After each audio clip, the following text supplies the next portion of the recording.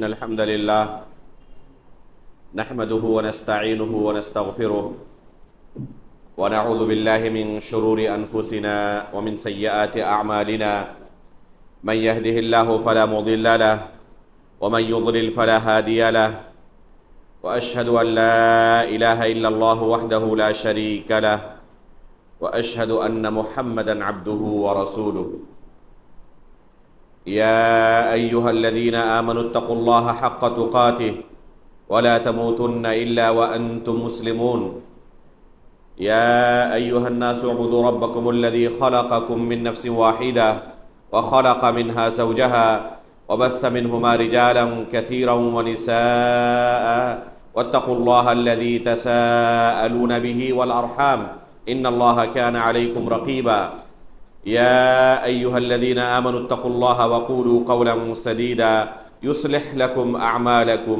ويغفر لكم ذنوبكم ومن يطع الله ورسوله فقد فاز فوزا عظيما أما بعد فإن أصدق الحديث كتاب الله وأحسن الهدي هدي محمد صلى الله عليه وسلم وشر الأمور محدثاتها وكل محدثة بدعة وكل بدعة ضلالة وكل ضلالة في النار۔ محترم و مکرم مشائخ کرام، حاضرین مجلس اور عزیز طلبہ، اللہ رب العالمین کا بہت بڑا ہم پر احسان اور کرم ہے کہ اللہ رب العالمین نے ہمیں امام ابن ابی داؤد رحمہ اللہ کی ایک بہت ہی اہم کتاب، بلکہ ایک اہم قصیدہ جو القصیدہ الحائیہ کے نام سے اہل علم کے مابین مشہور ہے، اس کی دوسری مجلس کے لیے آج ہم یہاں حاضر ہوئے ہیں۔ اس سے پہلے ایک مجلس میں 9 اشعار کی شرح کی جا چکی ہے۔ انشاءاللہ آج کی مجلس میں آگے کے جو اشعار ہیں ان کی شرح آپ کے سامنے پیش کی جائے گی۔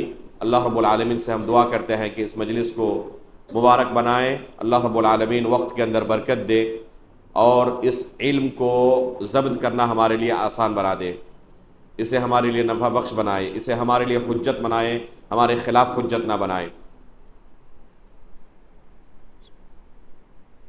10واں شعر کوئی پڑھے؟ 10واں شعر۔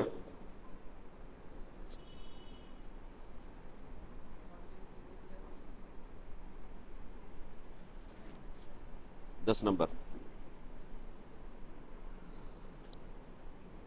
قد ينكر الجهمي أيضا يمينه وكلتا يديه بالفواضل تنصح وقد يعزل الجبار في كل ليلة بلا كيف جلد واحد متفتش إلى طبق الدنيا يمن بفضله فتخرج أبواب السماء وتفتح يقول ألا مستغفر يلقى غافرا ومستمنحا خيرا ورزقا فيمنح وذاك قوم لا يرد حديثهم ألا خاب قوم كذبوهم وقبحوا۔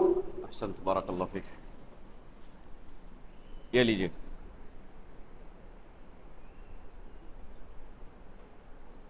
یہ آپ کے لیے انعام۔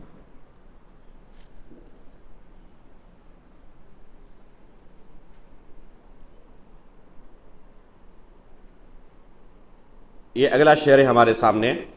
وَقَدْ يُنْكِرُ الْجَهْمِيُّ أَيْضًا يَمِينَهُ وَكِلْتَا يَدَيْهِ بِالْفَوَاضِلِ تَنْفَحُ۔ امام ابن ابی داؤد رحمہ اللہ فرماتے ہیں کہ کوئی جہمی یعنی جہمیہ کا عقیدہ رکھنے والا، جس مذہب کا بانی جہم بن صفوان تھا، اس کی طرف نسبت کرتے ہوئے اس فرقے کو جہمیہ کہا جاتا ہے۔ اس فرقے کا بانی کون ہے؟ جہم بن صفوان، اور اسی فرقے کی طرف نسبت ہے جہمی کی۔ تو یہ جہمیہ کا عقیدہ ہے کہ وہ اللہ رب العالمین کی صفات کا انکار کرتے ہیں۔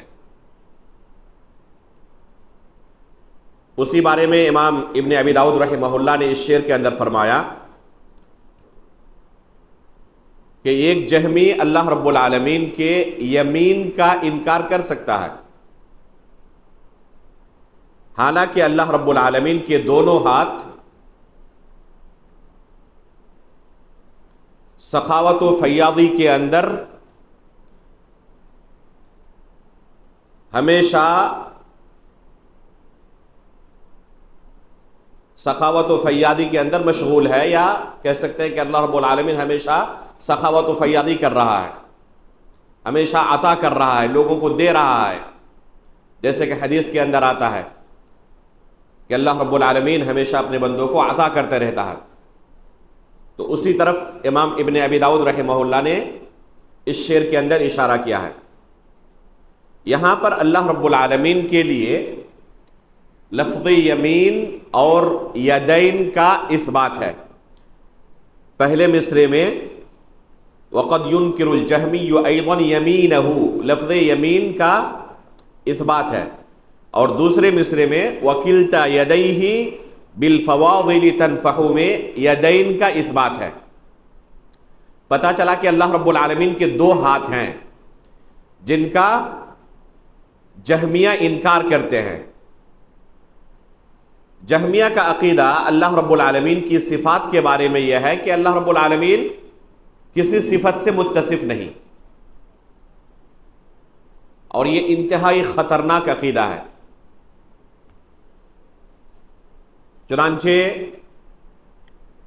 وہ کہتے ہیں نہ اللہ رب العالمین کے ہاتھ ہے، نہ اللہ رب العالمین کا چہرہ ہے، نہ اس کی دو آنکھیں ہیں، نہ اس کی کوئی شکل و صورت ہے، نہ پیر ہے، نہ اللہ رب العالمین کلام کرتا ہے، نہ عرش پر مستوی ہے، نہ اللہ رب العالمین نزول فرماتا ہے، نہ محبت کرتا ہے، نہ ناراض ہوتا ہے۔ جتنی صفات اللہ رب العالمین کی کتاب و سنت کے اندر آئی ہوئی ہیں، جہمیہ تمام صفات کا انکار کرتے ہیں، اور کسی ذات کو اگر صفات سے عاری کر دیا جائے، ختم کر دیا جائے، تو یہ اس کی سب سے بڑی توہین ہوگی، بلکہ اس کے وجود کا انکار اس سے لازم آئے گا۔ اگر آپ کسی شخص سے کہیں کہ میں آپ کے سامنے دنیا کے سب سے باکمال شخص کی صفت بیان کر رہا ہوں، باکمال شخص کے بارے میں آپ کو کچھ بیان کرنا چاہتا ہوں، وہ کہے ضرور بیان کریں، کون ایسا شخص ہے جو دنیا کے اندر سب سے باکمال ہے؟ تو آپ کہیں کہ ایسا شخص جس کی آنکھیں نہیں، جس کا کوئی چہرہ بھی نہیں، ہاتھ بھی نہیں، اس کے پاؤں بھی نہیں، وہ نہ بولتا ہے، نہ دیکھتا ہے، نہ سنتا ہے، تو سامنے والا کیا کہے گا؟ اس سے بھی بدصورت کوئی ہو سکتا ہے؟ اس سے بھی برا کوئی ہو سکتا ہے؟ جو ان تمام خوبیوں والے صفات سے محروم ہو، اس سے بدتر کوئی دوسرا نہیں ہو سکتا۔ اور یہ جہمیہ چاہتے ہیں کہ اللہ رب العالمین کی تعریف کریں، کس طریقے سے؟ اللہ تعالیٰ کی صفات کا انکار کر کے۔ تو یہ اللہ رب العالمین کی تعریف ہے یا اللہ رب العالمین کی توہین ہے؟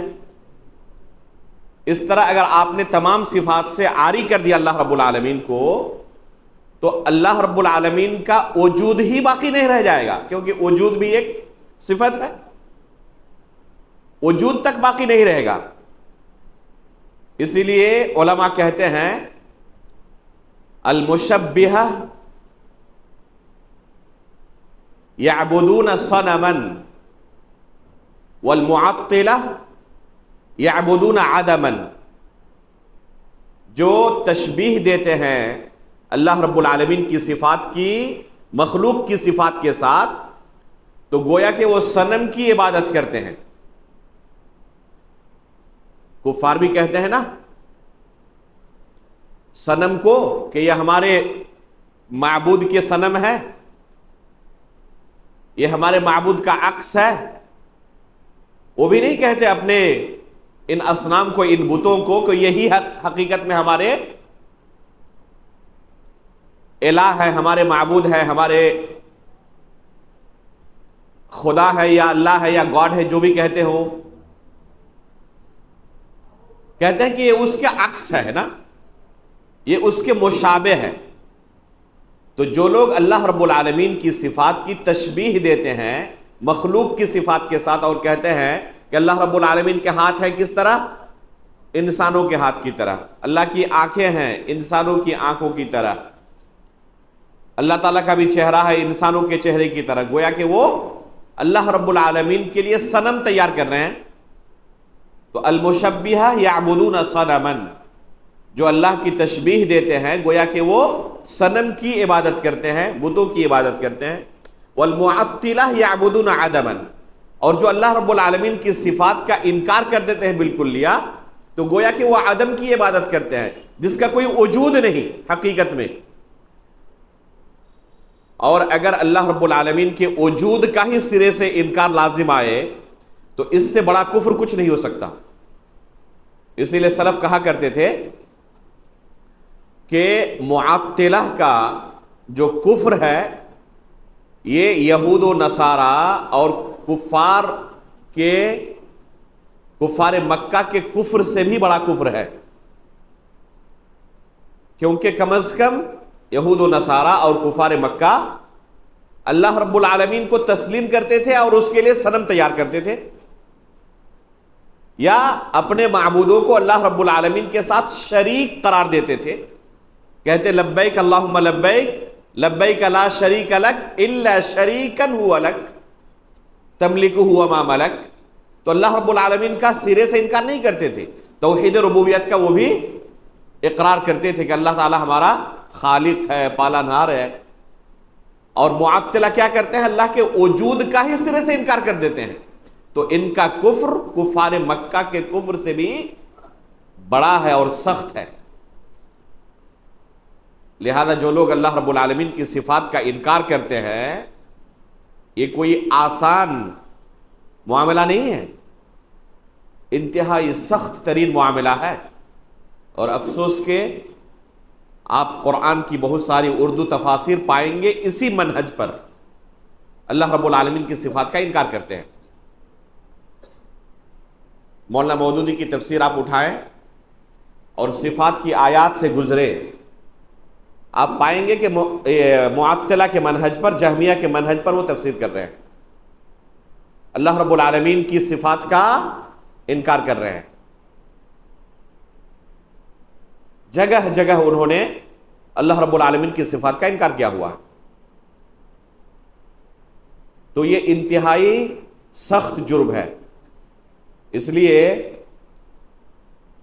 میں کہتا ہوں کہ مولانا مودودی کی جو گمراہیاں ہیں، لوگ بہت ساری گمراہیوں کو بیان کرتے ہیں اور اس اہم گمراہی کو چھوڑ دیتے ہیں، لیکن اگر حقیقت میں دیکھا جائے تو ان کی دوسری گمراہیاں ایک پلے میں اور یہ گمراہی ایک پلے میں، یہ زیادہ بھاری ہے۔ ایک شخص اگر ان کی تفسیر کو پڑھے تو ان کا اللہ رب العالمین کے بارے میں کیا تصور آئے گا؟ جو معطلہ کا تصور ہے۔ اور ابھی آپ نے سنا کہ یہ تصور کتنا خطرناک ہے ایک مسلمان کے لیے۔ اللہ رب العالمین کے بارے میں سب سے پہلا سوال ہمیں قبر کے اندر اسی کے بارے میں کیا جائے گا، من ربک۔ تو اگر ہمارا عقیدہ ہی اللہ رب العالمین کے بارے میں بگڑا ہوا ہو تو یہ بگڑا ہوا عقیدہ ہم پیش کریں اللہ رب العالمین کے بارے میں تو قبول ہوگا؟ اسی لیے ہم منع کرتے ہیں لوگوں کو کہ یہ تفسیر پڑھیں گے آپ تو آپ کا عقیدہ بگڑ جائے گا، اللہ رب العالمین کے بارے میں، دین کی بنیادی معلومات کے بارے میں وہ تصور آپ کو نہیں ملے گا جو اللہ کے رسول صلی اللہ علیہ وسلم نے اپنے صحابہ کو دیا تھا۔ تو اس میں جہمیہ کا عقیدہ ہمیں پتہ چلا اس شعر کے اندر، ساتھ میں اہل سنت والجماعت کا عقیدہ بھی بیان کیا گیا ہے اشارے سے کہ اللہ رب العالمین کے یمین کا وہ اقرار کرتے ہیں، جہمیہ کی طرح وہ انکار نہیں کرتے۔ اور دوسرے مصرے میں پتا چلا کہ اللہ رب العالمین کے دو ہاتھ ہیں، جیسے کہ قرآن میں اللہ رب العالمین نے کیا فرمایا؟ وقالت اليہود ید اللہ مغلولہ غلت ایدیہم، اس کے بعد کیا فرمایا اللہ تعالیٰ نے؟ بل یداہ مبسوطتان، اللہ رب العالمین کے دونوں ہاتھ پھیلے ہوئے ہیں۔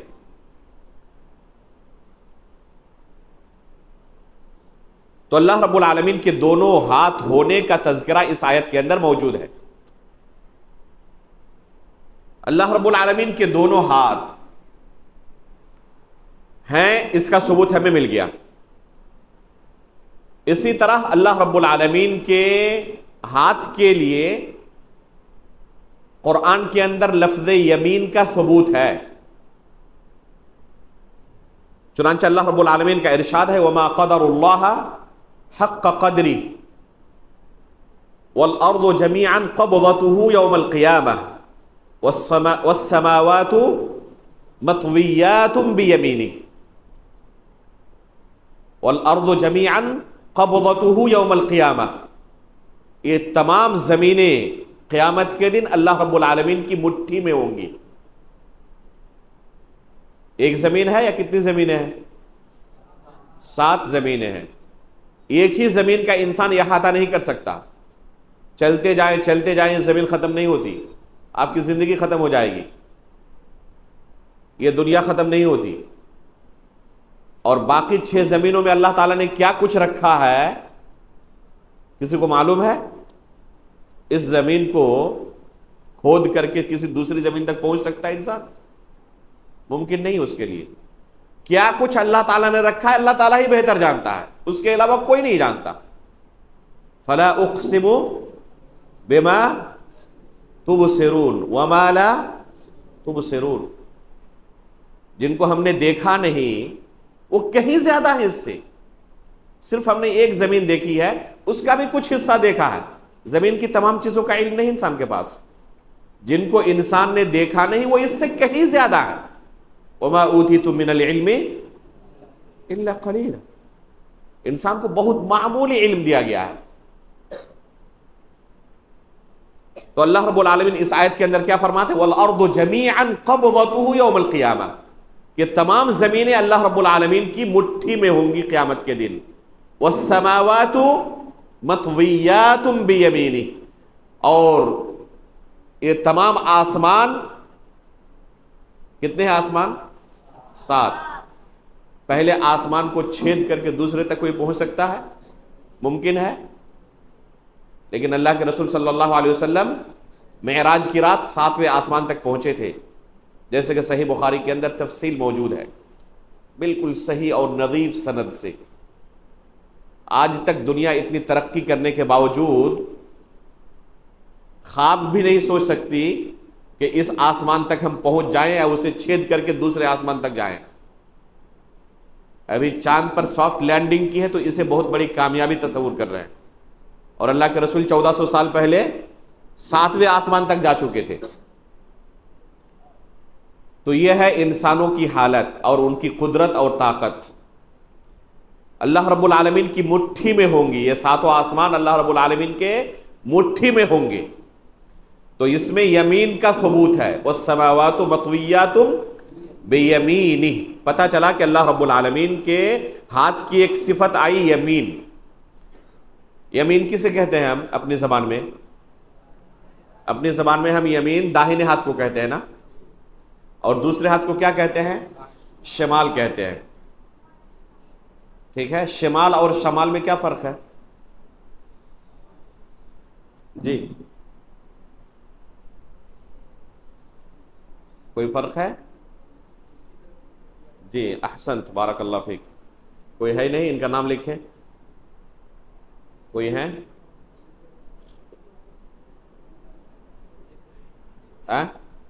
لکھیں امانت کے ساتھ، وَلْيَكْتُبْ بَيْنَكُمْ كَاتِبٌ بِالْعَدْلِ، کسی کا ہدف نہ کریں، کسی کا بڑھائے نہیں، اسی کو عدالت کہتے ہیں۔ جزاکم اللہ خیر۔ تو اس میں اللہ رب العالمین کے یمین کا اثبات ہوا، اور دوسرے ہاتھ کو ہم اپنی زبان میں شمال کہتے ہیں، جہت کو شمال کہتے ہیں اور ہاتھ کو شمال، یہ فرق ہے۔ جنوب ایک جہت ہے اور دوسری جہت اس کے برعکس شمال، شین کے فتحے کے ساتھ، اور یہ کسرے کے ساتھ ہے، ہاتھ جو ہے یہ کسرے کے ساتھ۔ تو شمال دوسرے ہاتھ کو ہم کہتے ہیں۔ کیا اللہ رب العالمین کے جو 2 ہاتھ ہیں ان میں ایک کو یمین اور دوسرے کو شمال کہہ سکتے ہیں؟ صحیح مسلم کی ایک روایت کے اندر لفظ شمال کا تذکرہ آیا ہے. لفظ شمال کا تذکرہ صحیح مسلم کی ایک روایت کے اندر آیا ہے.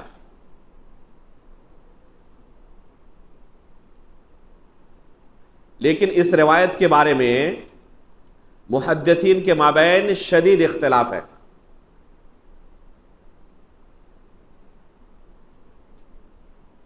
کہ یہ لفظ ثابت ہے یا ثابت نہیں ہے، کیونکہ ایک دوسری روایت میں شمال کی جگہ پر والاخرى کا لفظ آیا ہے. یمین والاخرى کہا، ایک ہاتھ کے بارے میں یمین کہا اللہ کے رسول صلی اللہ علیہ وسلم نے، اور دوسرے ہاتھ کے بارے میں اخرى کہا کہ دوسرا ہاتھ، شمال نہیں کہا. تو روایت کے اندر اختلاف ہے کہ یہ لفظ اللہ کے رسول نے اخرى کہا تھا یا شمال کہا تھا. واضح مشائخ؟ روایت کے اندر اختلاف ہے. یمین تو ثابت ہو گیا، لیکن دوسرے ہاتھ کے لیے اللہ کے رسول نے اخرى کا لفظ استعمال کیا یا شمال کا لفظ استعمال کیا، روایت کے اندر اختلاف ہے. اور بہت سارے محدثین نے کہا کہ راجح اس میں لفظ اخرى ہے، شمال نہیں. اگر شمال کو ثابت مانے تو کیا اس صورت میں یہ شمال جو مخلوق کے اندر ہمارے ذہن میں تصور ہے کہ یمین میں قوت زیادہ ہوتی ہے بنسبت شمال کے، کیا اللہ رب العالمین کے بارے میں بھی یہ ہم سوچ سکتے ہیں؟ زیادہ قوت کا ماننا یہ لازم آئے گا کہ دوسرے ہاتھ میں قوت کم ہے اور یہ نقص ہے، اور اللہ رب العالمین کی تمام صفات کمال ہیں. لہذا شمال ماننے کی صورت میں بھی یہ لازم نہیں آتا کہ اللہ رب العالمین کا دوسرا ہاتھ جو ہے اگر شمال بھی اسے کہے تو اس میں کوئی نقص ہے، دوسرے ہاتھ کے بالمقابل اس میں کوئی نقص ہے، یہ لازم نہیں آتا.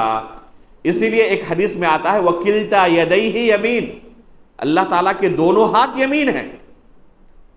کلتا یدیہ یمین، یہ اس مفہوم کی تردید ہے جس میں کسی کے ذہن میں آئے کہ اللہ رب العالمین کا دوسرا ہاتھ پہلے ہاتھ کے بالمقابل کمزور ہے یا اس میں نقص ہے. اس کی تردید کے لیے کہا وَكِلْتَا يَدَيْهِ يَمِين. تو اللہ رب العالمین کے دو ہاتھ ہیں، یہ ثابت. یمین یہ لفظ بھی ثابت. شمال کے بارے میں روایت کے اندر اختلاف، ایک روایت میں شمال اور دوسری روایت میں اخرى کا لفظ. اس میں بھی راجح یہی محدثین نے قرار دیا کہ اخرى کا لفظ راجح. اگر شمال کا لفظ ثابت مانا جائے تو اس صورت میں اس کا معنی یہ نہیں کہ وہ یمین کے بالمقابل کمزور ہے، بلکہ وہ صفت کمال ہے اللہ رب العالمین کے لیے، جیسے کہ دوسری حدیث کے اندر آیا وَكِلْتَا يَدَيْهِ يَمِين. آگے والا شعر پڑھیں. پڑھ چکے تھے نا، کئی اشعار پڑھ چکے ہیں.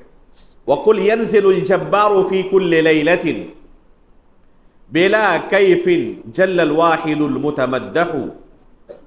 اسی طرح یہ عقیدہ رکھو، یہ کہو یعنی یہ عقیدہ رکھو تم، يَنزِلُ الْجَبَّارُ فِي كُلِّ لَيْلَةٍ، کہ جبار ہر رات نازل ہوتا ہے، اترتا ہے. جبار سے مراد اللہ رب العالمین. اللہ تعالیٰ کے اسما میں سے ایک نام ہے الجبار. قرآن میں آیا ہے نہیں آیا یہ؟ جی، الجبار کا لفظ قرآن میں آیا ہوا ہے سورہ حشر کے آخر میں. سورہ حشر کے آخر میں الجبار کا لفظ آیا ہوا ہے. تو یہ اللہ رب العالمین کا نام ہے ایک. تو اللہ رب العالمین ہر رات نازل ہوتا ہے. کس وقت؟ حین یبقى ثلث اللیل الآخر. حدیث کے اندر آیا ہے کہ جب رات کا آخری ثلث باقی رہ جاتا ہے، آخری تہائی حصہ باقی رہ جاتا ہے، اس وقت اللہ رب العالمین نزول فرماتے ہیں، اترتے ہیں. کہاں اترتے ہیں؟ حدیث کے اندر الی السماء الدنیا، آسمان دنیا میں اترتے ہیں. یعنی دنیا سے جو سب سے قریب آسمان ہے، جو ہم دیکھتے ہیں جس آسمان کو، اس آسمان میں اللہ رب العالمین نزول فرماتے ہیں. اس کے بعد کہا بلا کیفن. کیا معنی بلا کیف؟ اس کی کوئی کیفیت نہیں، یہی نا. بلا کیف کے لفظ میں تکییف کی نفی ہے، تکییف کی نفی ہے، یعنی اللہ رب العالمین کی اس صفت کی ہم کیفیت بیان نہیں کر سکتے. یہ معنی ہے بلا کیف کا. اللہ رب العالمین کی اس صفت کی ہم کیفیت نہیں جانتے. کیا حقیقت میں اس کی کیفیت ہے ہی نہیں، یہ معنی ہے، یا یہ معنی ہے کہ ہم نہیں جانتے اس کیفیت کو؟ جی، یہ دوسرا معنی صحیح ہے اور پہلا معنی صحیح نہیں ہے. بلا کیف کا یہ معنی نہیں ہے کہ اللہ رب العالمین کے اترنے کی کوئی کیفیت ہی نہیں، یہ معنی نہیں ہے. اللہ رب العالمین اترتے ہیں اور اس کی کیفیت ہے، لیکن اس کیفیت کا ہمیں علم نہیں ہے. اس لیے بلا کیف کی تفسیر کیا ہوگی؟ یعنی بلا کیف نعلمہ، بلا کیف نعلمہ، اس کیفیت کے بارے میں ہم علم نہیں رکھتے، ہم نہیں جانتے. اس کی کیفیت ہے جیسے کہ اللہ رب العالمین کی شان کے لائق ہے، لیکن اس کیفیت کا ہمیں علم نہیں ہے. اللہ کے رسول نے نہیں بیان کیا، اللہ رب العالمین نے نہیں بیان کیا. اگر اس میں کوئی خیر ہوتا تو اللہ رب العالمین بیان کرتے. جب بیان نہیں کیا تو اس میں ہمیں غور و خوض کرنے کی ضرورت نہیں ہے. امام مالک رحمہ اللہ نے کیا کہا تھا؟ والکیف مجہول کہا تھا، معدوم نہیں کہا تھا. والکیف معدوم نہیں کہا تھا، مجہول کہا تھا. یعنی اس کا علم ہمارے لیے مجہول ہے. اس کی کیفیت تو ہے، معدوم نہیں ہے کیفیت، کیفیت تو ہے، لیکن اس کا علم ہمارے لیے کیا ہے؟ مجہول ہے، ہم نہیں جانتے اس کیفیت کو. جل الواحد المتمدح، الواحد اللہ رب العالمین کے اسما میں سے ہے. الواحد مطلب اللہ رب العالمین. جل جلیل القدر ہونا، یہ اللہ رب العالمین کی صفت ہے. ہم کہتے ہیں جل جلالہ، تو یہی لفظ ہے وہ. المتمدح یعنی الذی یمدحہ الآخرون، جس کی لوگ کیا کرتے ہیں؟ تعریف کرتے ہیں. تو اللہ رب العالمین کیا ہے؟ تعریف کیے جانے والے ہیں. مخلوق مؤمن بندے اللہ رب العالمین کی تعریف کرتے ہیں. پہلے شعر میں امام ابن ابی داؤد رحمہ اللہ نے ینزل الجبار فی کل لیلہ کہا. یہ نہیں اس میں ہے کہ کہاں پر نازل ہوتے ہیں. دوسرے شعر میں فرمایا الی طبق الدنیا، اسی کو حدیث کے اندر کہا گیا ہے الی السماء الدنیا. تو اللہ رب العالمین کہاں نزول فرماتے ہیں؟ آسمان دنیا میں. اور طبق الدنیا یا آسمان دنیا جو ہم کہتے ہیں الی السماء الدنیا، اس سے مراد کیا ہے؟ وہ آسمان جو ہمیں دنیا سے نظر آتا ہے، جو دنیا سے سب سے قریب ہے. اور جو دوسرا آسمان ہے وہ دنیا سے اور دور ہے. تیسرا آسمان اور دور ہے. تو پہلا آسمان جو دنیا سے قریب ہے وہ آسمان مراد ہے اس میں. یمن بفضلہ، اور اللہ رب العالمین نزول فرمانے کے بعد کیا کرتا ہے؟ اپنے فضل و کرم کا احسان لٹاتا ہے. فضل و کرم کرتا ہے اللہ رب العالمین اپنے بندوں پر. فتفرج ابواب السماء وتفتح، اور اس وقت کیا ہوتا ہے؟ آسمان کے جو دروازے ہوتے ہیں وہ دروازے کھول دیے جاتے ہیں. آسمان کے دروازے اس وقت کھول دیے جاتے ہیں. آسمان کے بھی دروازے ہیں جی، آسمان کے دروازے ہیں، اور اس دروازے میں پہرے دار موجود ہے. ممکن نہیں کہ کسی طرح کوئی چور جا کے داخل ہو جائے اور دوسرے آسمان میں پہنچ جائے.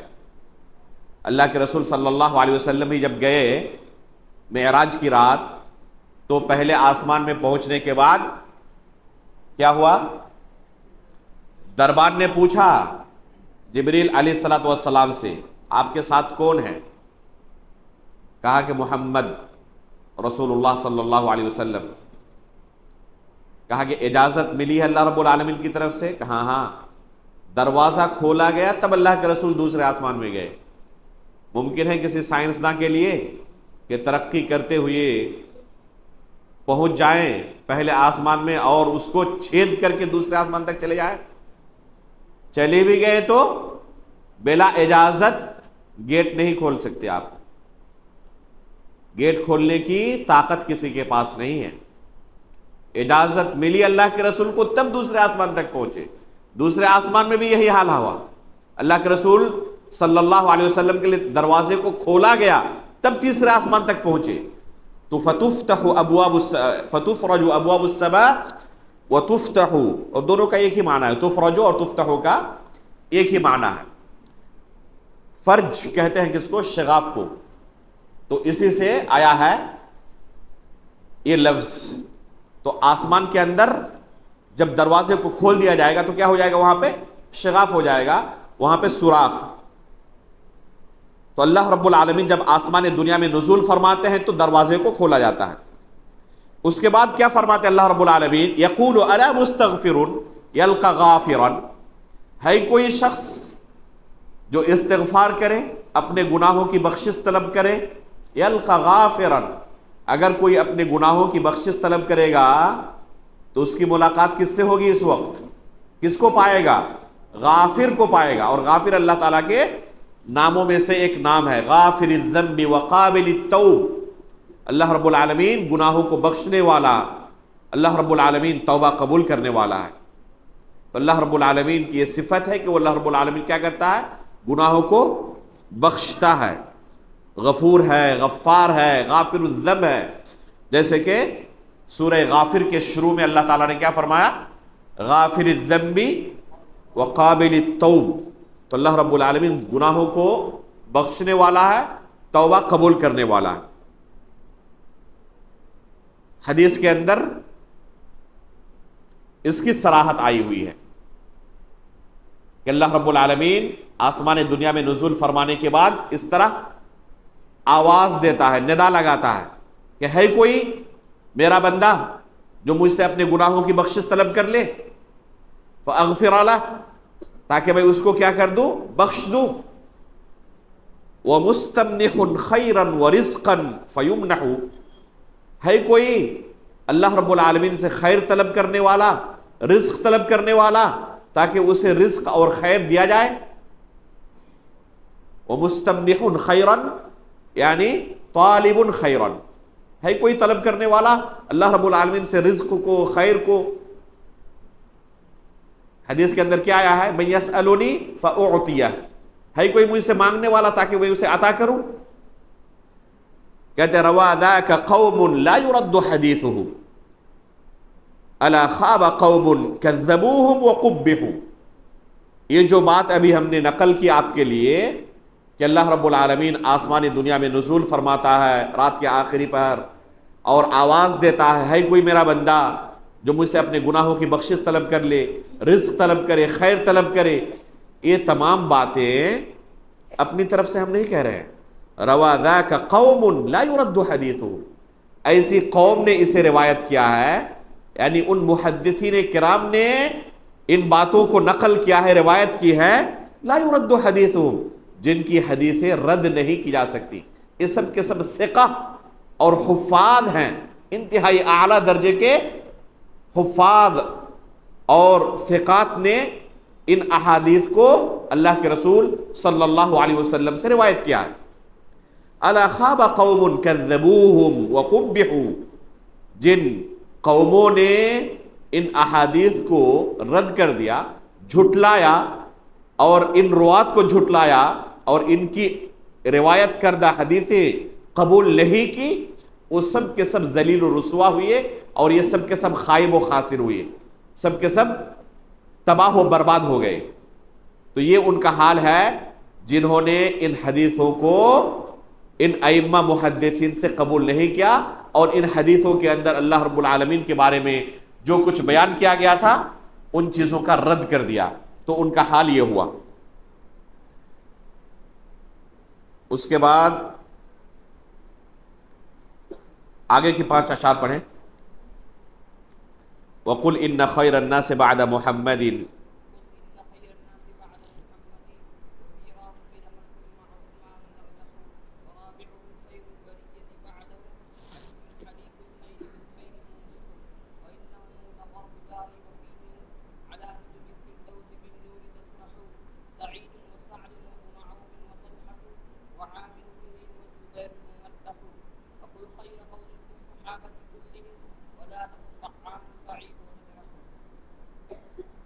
فقد نطق الوحی المبین بفضلہم. وقد نطق الوحي المبين بفضلهم وفي الفتح آي للصحابة تمدح. احسن، بارک اللہ فیک. یہ 6 اشعار ہیں جن میں امام ابن ابی داؤد رحمہ اللہ نے صحابہ اکرام کے بارے میں اہل سنت والجماعت کے عقیدے کو بیان کیا کہ صحابہ اکرام کے بارے میں ہمارا عقیدہ کیا ہونا چاہیے. فرماتے وَقُلْ إِنَّ خَيْرَ النَّاسِ بَعْدَ مُحَمَّدٍ وَزِيرَاهُ قِدْمًا ثُمَّ عُثْمَانُ الْأَرْجَحُ. کہہ دیں، یعنی یہ عقیدہ رکھیں، ان خیر الناس بعد محمد، رسول اللہ صلی اللہ علیہ وسلم کے بعد سب سے افضل اور سب سے بہترین اس امت کے اندر کون ہے؟ وزیراہ قدمن، جو قدیم زمانے سے اللہ کے رسول کے وزیر ہیں، اللہ کے رسول کے ہمیشہ ساتھ رہنے والے. یہ کون ہے دونوں؟ جو قدیم زمانے سے اللہ کے رسول کے وزیر ہیں، ہمیشہ ساتھ رہنے والے. اللہ کے رسول داخل ہو کہیں پہ تو ان کے ساتھ اللہ کے رسول کے ہوتے تھے. اللہ کے رسول کہیں جائیں، بیٹھیں، آئیں، ابو بکر و عمر، ابو بکر اور عمر الفاروق، ہمیشہ اللہ کے رسول صلی اللہ علیہ وسلم کے ساتھ رہنے والے.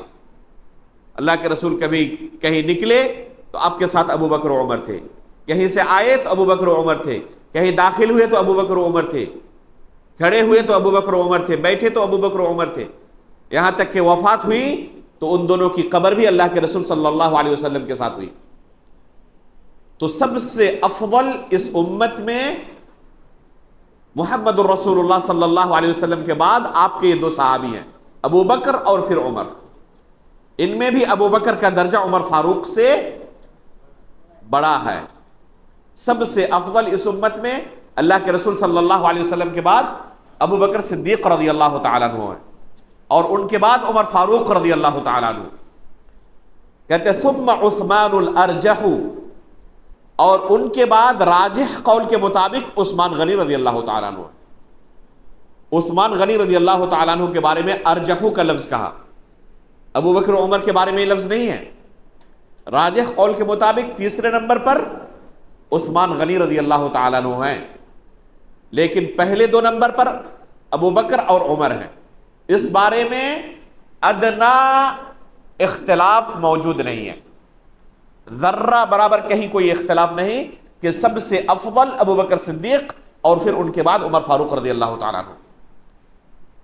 لیکن ان دونوں کے بعد افضل کون ہے اس بارے میں اختلاف معمولی سلف کے یہاں پایا جاتا، لیکن ابو بکر اور عمر کے بارے میں کوئی اختلاف نہیں پایا جاتا.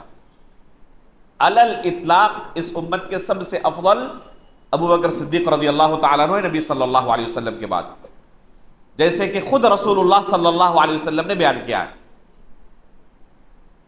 ایک صحابی نے پوچھا اللہ کے رسول آپ کے نزدیک سب سے محبوب کون ہے؟ کہا کہ عائشہ. کہا کہ مردوں کے بارے میں پوچھ رہے ہیں؟ کہا کہ ابو، ان کے والد محترم یعنی ابو بکر صدیق رضی اللہ تعالیٰ عنہ. پوچھا پھر کون؟ کہا کہ ان کے بعد عمر فاروق ہے. پوچھا پھر کون؟ کہا کہ عثمان غنی.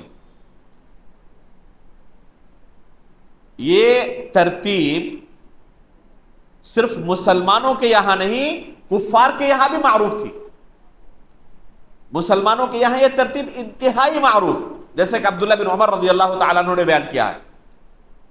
صحابہ اکرام کے مابین اس بارے میں کوئی تردد نہیں تھا، کوئی اختلاف نہیں تھا کہ ابو بکر سب سے افضل ہم میں، ان کے بعد عمر سب سے افضل. کوئی اختلاف اور تردد نہیں تھا.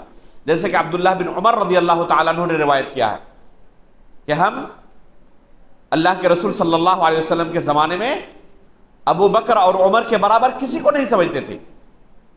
سب سے افضل ابو بکر سمجھتے اور پھر ان کے بعد عمر فاروق رضی اللہ تعالیٰ عنہ کو. یہ صرف مسلمانوں کے اندر نہیں، کفار کے اندر بھی معروف تھا کہ اللہ کے رسول کے بعد سب سے پہلا مقام ابو بکر صدیق کا ہے، ان کے بعد عمر فاروق کا ہے. کیا دلیل ہے اس کی؟ جنگ احد کے بعد، وعلیکم السلام ورحمۃ اللہ، جنگ احد کے بعد جب 70 مسلمان شہید ہوئے، اللہ کے رسول صلی اللہ علیہ وسلم کا دندان مبارک بھی شہید ہوا. ابو سفیان جو کفار کی طرف سے اس وقت کمانڈر بن کر آیا تھا، نکلتے وقت احد سے واپسی کے وقت اونچی آواز میں کہا افی القوم محمد، اللہ کے رسول ابو بکر اور عمر کے درمیان موجود ہے۔ عمر فاروق رضی اللہ تعالیٰ عنہ فوراً جواب دینا چاہتے ہیں، اللہ کے رسول نے منع کر دیا، جواب دینے کی ضرورت نہیں ہے، خاموش رہو۔ پتہ چلا کہ اگر کوئی مخالف آپ کے اوپر کوئی اعتراض کرے تو ضروری نہیں کہ ہر اعتراض کا جواب دیا جائے، بہت سارے موقعوں پر خاموشی بھی ایک طرح کا جواب ہوتا ہے۔ اللہ کے رسول نے کہا جواب دینے کی ضرورت نہیں، خاموش رہو۔ جواب دینا چاہتے تو عمر فاروق رضی اللہ تعالیٰ عنہ اللہ کے رسول کی بات سن کر خاموش رہ گئے۔ پھر پوچھا افی القوم ابن ابی قحافہ، ابو قحافہ کے لڑکے ہیں موجود ابھی، یعنی کون؟ ابو بکر صدیق رضی اللہ تعالیٰ عنہ۔ اللہ کے رسول نے کہا خاموش رہو، جواب دینے کی ضرورت نہیں ہے۔ پھر پوچھا افی القوم ابن الخطاب، کیا ابن الخطاب موجود ہیں، یعنی عمر ابن خطاب رضی اللہ تعالیٰ عنہ۔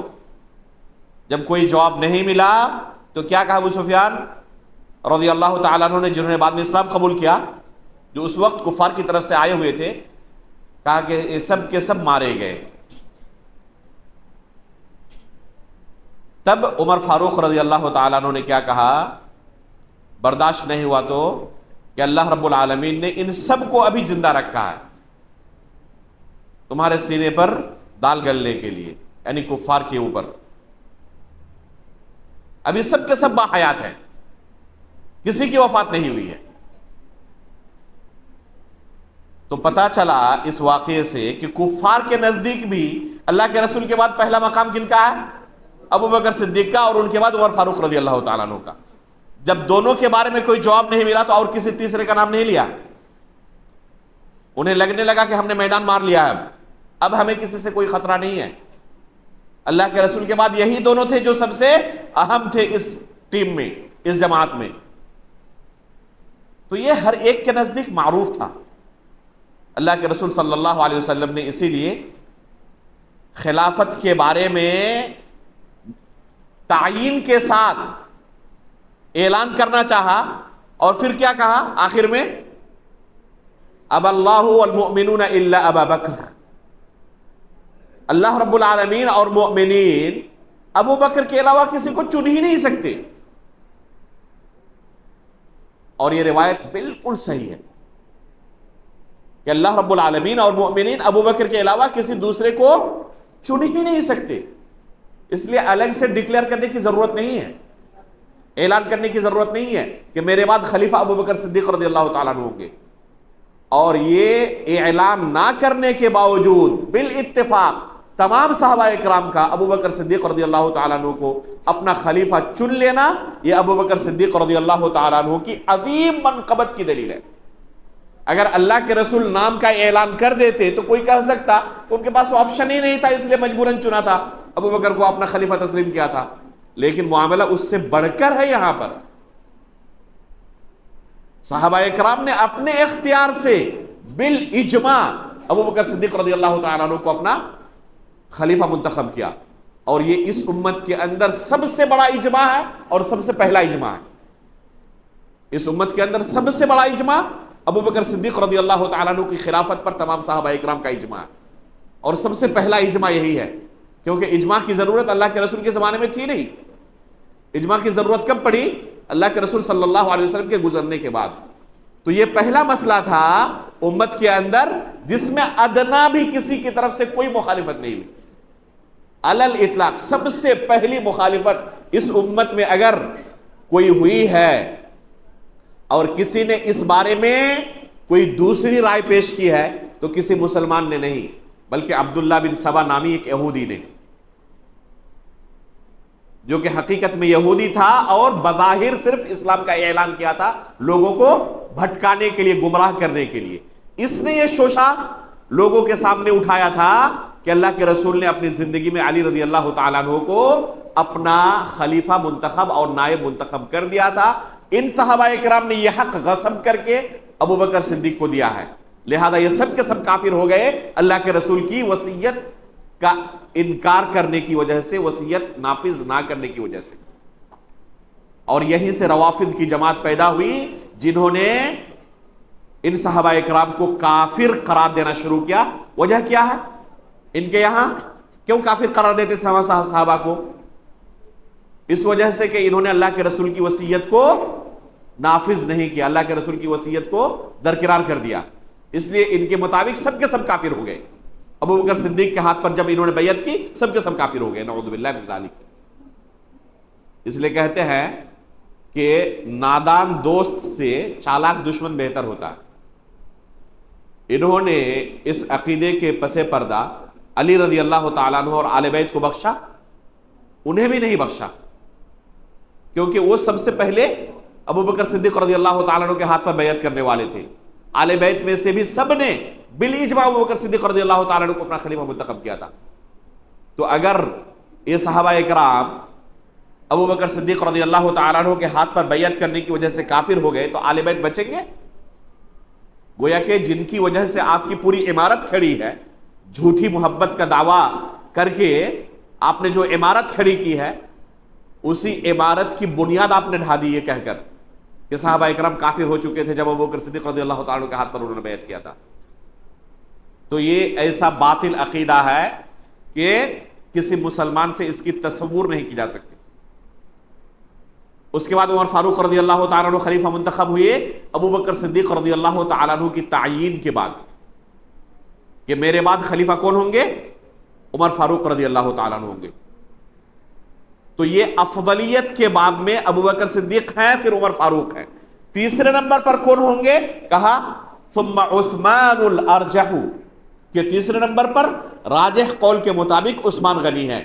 کیوں راجح قول کے مطابق؟ کیونکہ اس میں معمولی اختلاف واقع ہوا ہے سلف کے یہاں. چنانچہ امام ابو حنیفہ رحمہ اللہ، سفیان ثوری رحمہ اللہ اور بعض ائمہ کوفہ سے منقول ہے کہ وہ علی رضی اللہ تعالیٰ عنہ کو عثمان غنی رضی اللہ تعالیٰ عنہ کے بالمقابل افضل سمجھتے تھے. یہ افضلیت کے باب میں فقط اختلاف ہے معمولی سا، خلافت کے باب میں نہیں. وہ الگ مسئلہ، ایک الگ مسئلہ. یہ خلافت کا مسئلہ الگ مسئلہ ہے، افضلیت کا مسئلہ الگ مسئلہ ہے. افضلیت کے باب میں معمولی سا اختلاف واقع ہوا ہے. چنانچہ بعض سلف نے یہ قول اختیار کیا کہ علی رضی اللہ تعالیٰ عنہ عثمان غنی رضی اللہ تعالیٰ عنہ سے افضل ہے. لیکن جمہور کا موقف کیا رہا؟ عثمان غنی رضی اللہ تعالیٰ عنہ علی رضی اللہ تعالیٰ عنہ سے افضل ہے. اور اس افضلیت کی دلیل یہ ہے کہ انہوں نے ان کے ہاتھ پر بیعت کی علی رضی اللہ تعالیٰ عنہ کے موجود ہونے کے باوجود.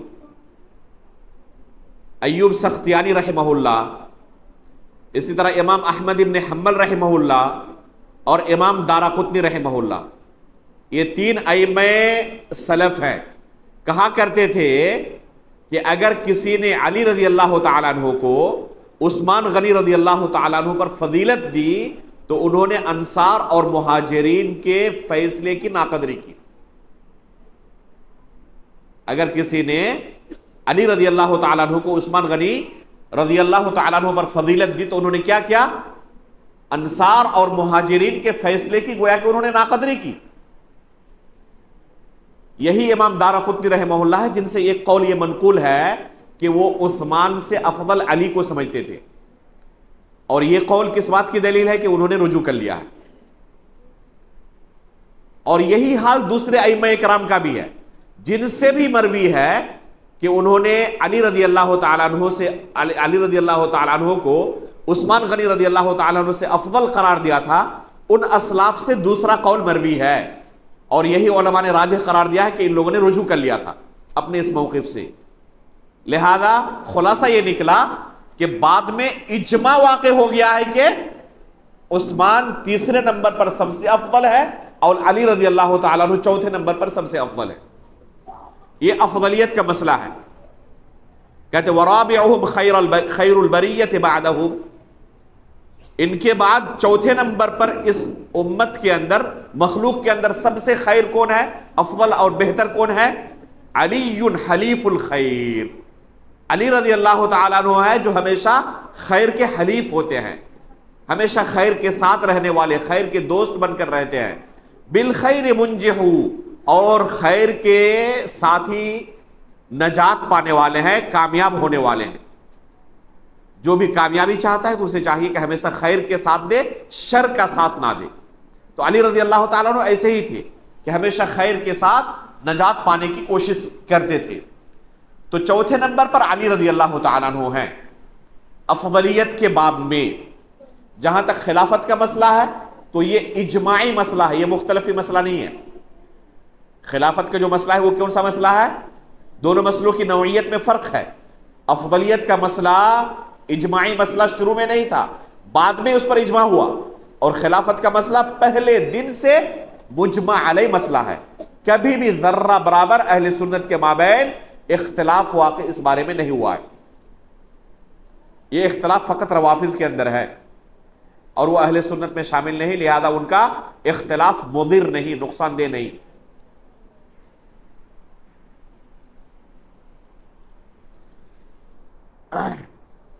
وَإِنَّهُمْ وَالرَّهْتُ لَا رَيْبَ فِيهِمْ عَلَى نُجُبِ الْفِرْدَوْسِ فِي الْخُلْدِ تَسْرَحُ۔ یہ چاروں کے چاروں جن کا تذکرہ کیا گیا، وَالرَّهْتُ، اور رہت کا لفظ استعمال ہوتا ہے جماعت کے لیے، چھوٹی سی جماعت کے لیے جن کی تعداد 3 سے 9 کے درمیان ہو اور سب کے سب ان میں رجال ہو، نساء نہ ہو، مرد ہو، عورتیں نہ ہو۔ ایسی جماعت کو کیا کہتے ہیں عربی میں؟ رہت کہتے ہیں۔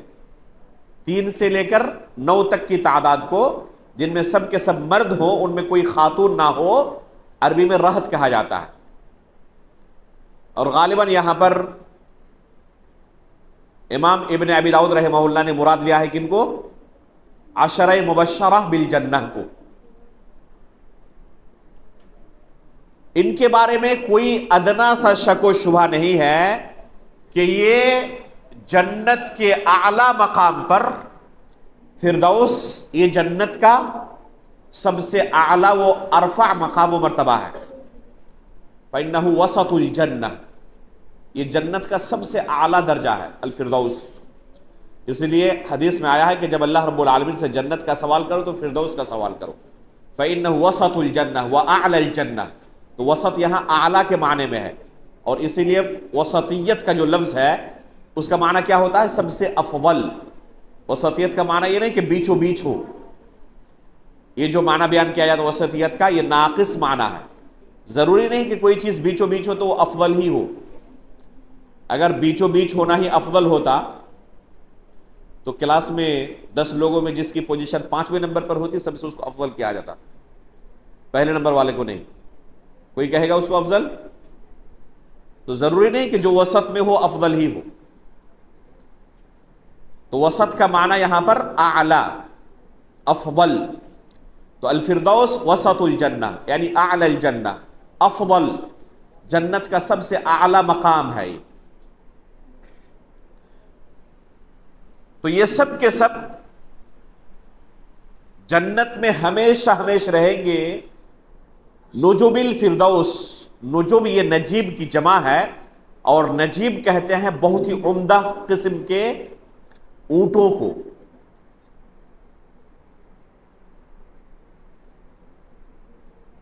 یا گھوڑوں کو، عمدہ قسم کی سواری ہو تو اس کو نجیب کہتے ہیں، اور اس کی جمع ہے نجوم۔ تو جنت کے اعلیٰ درجے کی جو سواریاں ہوں گی ان سواریوں میں یہ کیا کریں گے؟ تسرحو، چلتے پھرتے ہوں گے، چلیں گے، جہاں چاہیں گے جائیں گے۔ یہ کون ہیں جن کی یہ صفت ہے؟ ان کے نام آگے آ رہے ہیں: سعید وسعد وابن عوف وطلحة وعامر فہر والزبیر الممدح۔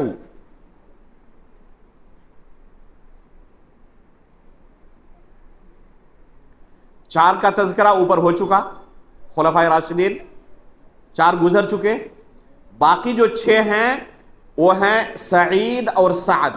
سعید کون ہے؟ یہ سعید ابن زید رضی اللہ تعالی عنہ، یہ عمر فاروق رضی اللہ تعالی عنہ کے بہنوئی بھی تھے، سالے بھی تھے۔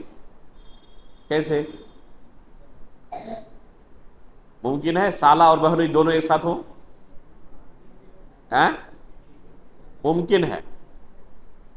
دونوں نے ایک دوسرے کی بہن سے شادی کی تھی زمانے جاہلیت میں.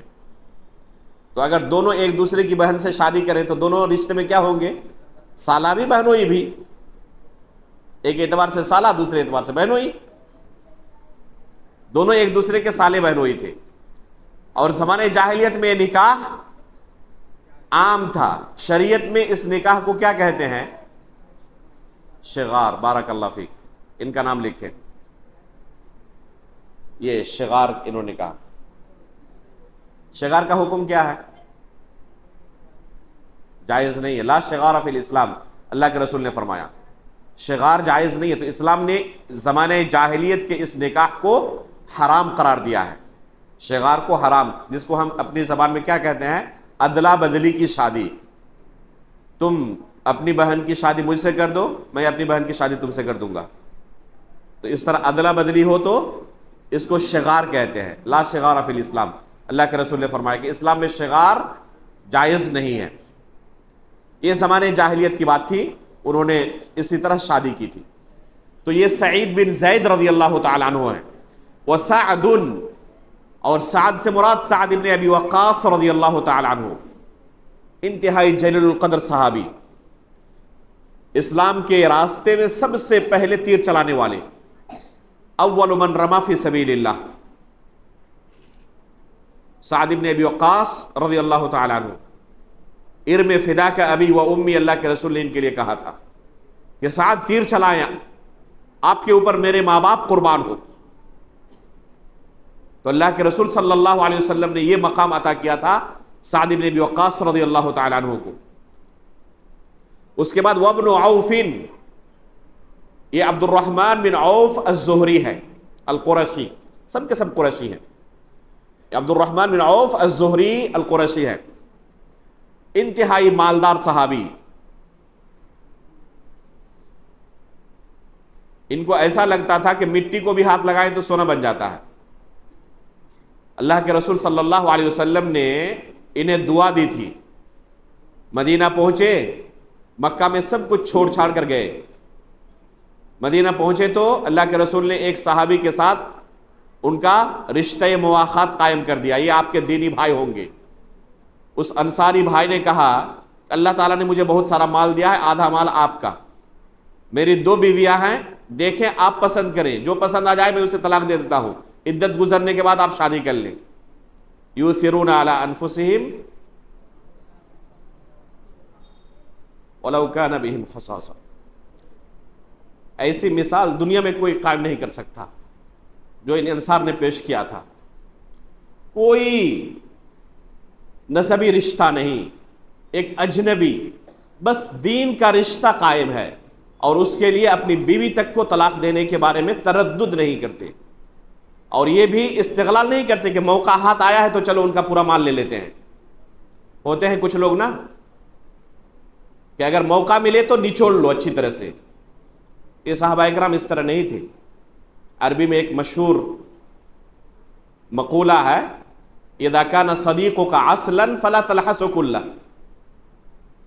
اذا کان صدیقک عسلا، اگر تمہارا دوست ایک دم شہد کی طرح ہو تو اسے پورا نچوڑ کے پی مت جاؤ.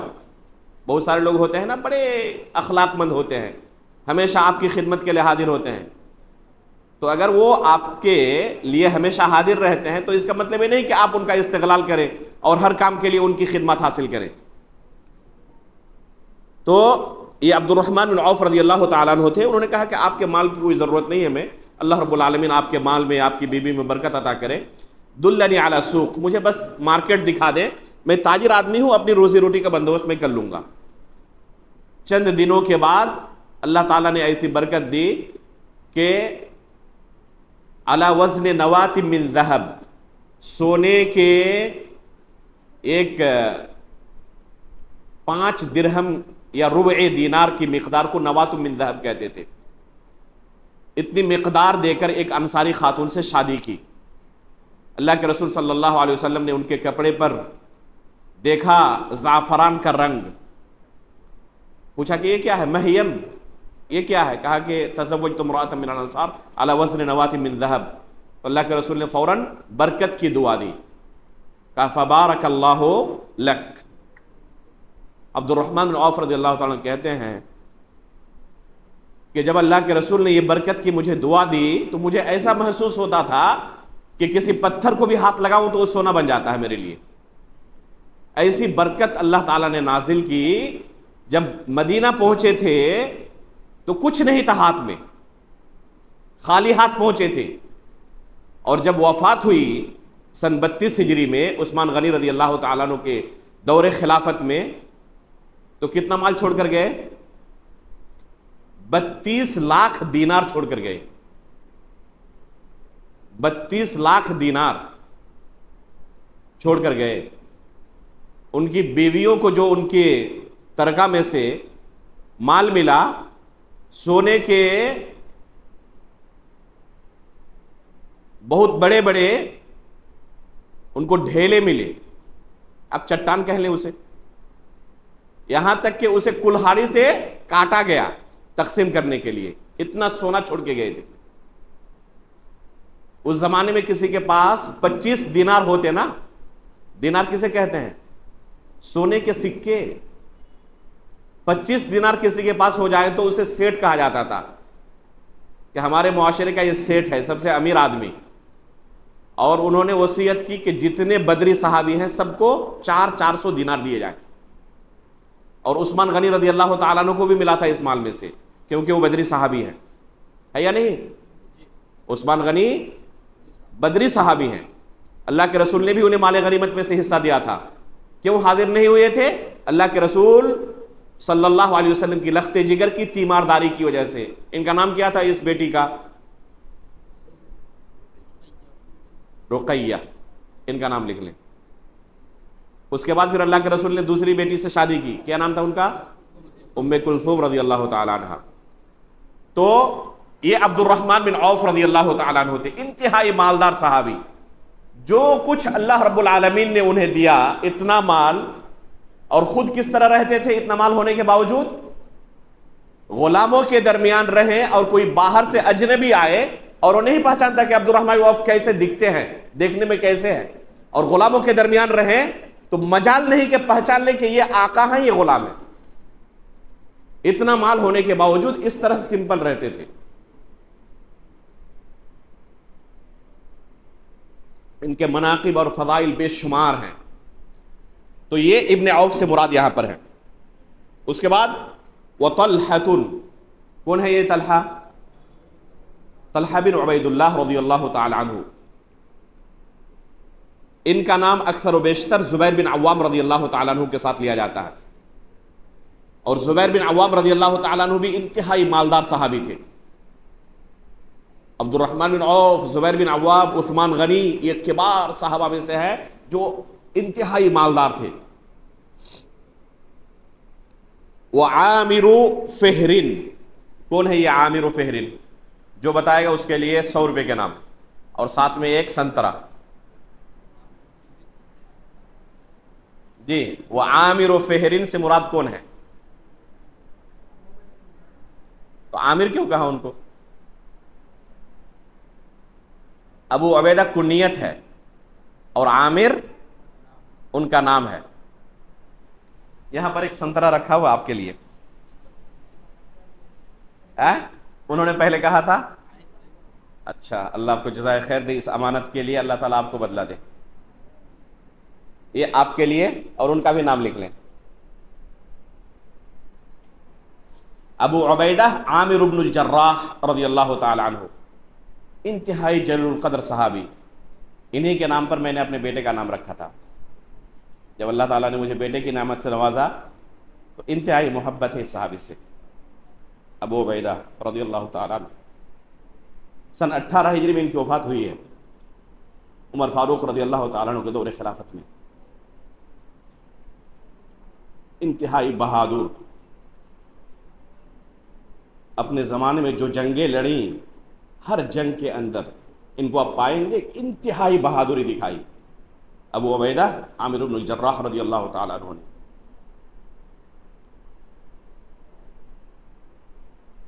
انہی کے بارے میں اما عائشہ رضی اللہ تعالیٰ نے کہا تھا کہ اللہ کے رسول اگر کسی کو خلیفہ بناتے تو شاید ان کو بناتے.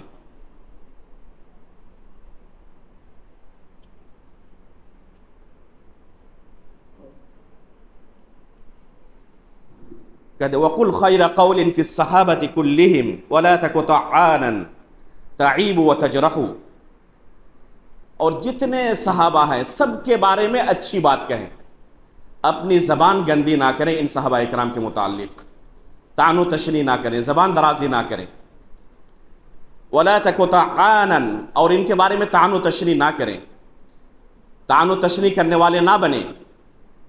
تعیب وتجرح، کس طرح طعن و تشنیع کریں گے؟ ان کی عیب جوئی کر کے، ان پر جرح کر کے. تو عیب جوئی نہ کریں، جرح نہ کریں، طعن و تشنیع نہ کریں. یہی اللہ رب العالمین نے اور اللہ کے رسول نے ہمیں تعلیم دی ہے. اذا ذکر اصحابی فامسکوا، اللہ کے رسول نے فرمایا کہ جب میرے صحابہ کا تذکرہ ہو تو کیا کرو؟ اپنی زبان کو خاموش رکھنا، کبھی بھی اپنی زبان ان کے بارے میں گندی نہ کرنا. یہ اللہ کے رسول کا حکم ہے. اور قرآن میں اللہ تعالیٰ نے کیا فرمایا؟ والذین جاءوا من بعدهم یقولون ربنا اغفر لنا ولإخواننا الذین سبقونا بالایمان ولا تجعل في قلوبنا غلا للذین آمنوا ربنا انک رؤوف رحیم. اس آیت سے عبداللہ بن عباس رضی اللہ تعالیٰ عنہ اور ام المؤمنین عائشہ رضی اللہ تعالیٰ عنہ دونوں استدلال کرتے ہیں کہ اللہ رب العالمین نے ان صحابہ کے تعلق سے فقط ایک چیز کا ہمیں حکم دیا ہے. کیا؟ کہ ان کے بارے میں استغفار کریں، بس استغفار کرنے کا حکم دیا. عبداللہ بن عباس رضی اللہ تعالیٰ عنہ فرماتے ہیں کہ اللہ رب العالمین نے جب یہ آیت نازل کی تو پہلے سے اللہ تعالیٰ عالم الغیب ہونے کی وجہ سے جانتے تھے کہ ان صحابہ کے درمیان مستقبل میں اختلافات ہوں گے، مشاجرات ہوں گے. اس کے باوجود اللہ تعالیٰ نے حکم دیا کس چیز کا؟ ربنا اغفر لنا ولاخواننا الذین سبقونا بالایمان کہنے کا. اس کے علاوہ کوئی دوسرا اللہ تعالیٰ نے حکم نہیں دیا ہے. اما عائشہ رضی اللہ تعالیٰ عنہ فرماتی ہے کہ اللہ تعالیٰ نے تو حکم دیا تھا ربنا اغفر لنا ولاخواننا کہنے کا، لیکن ان لوگوں نے اسے بدل کر ان کے بارے میں طعن و تشنیع شروع کر دی.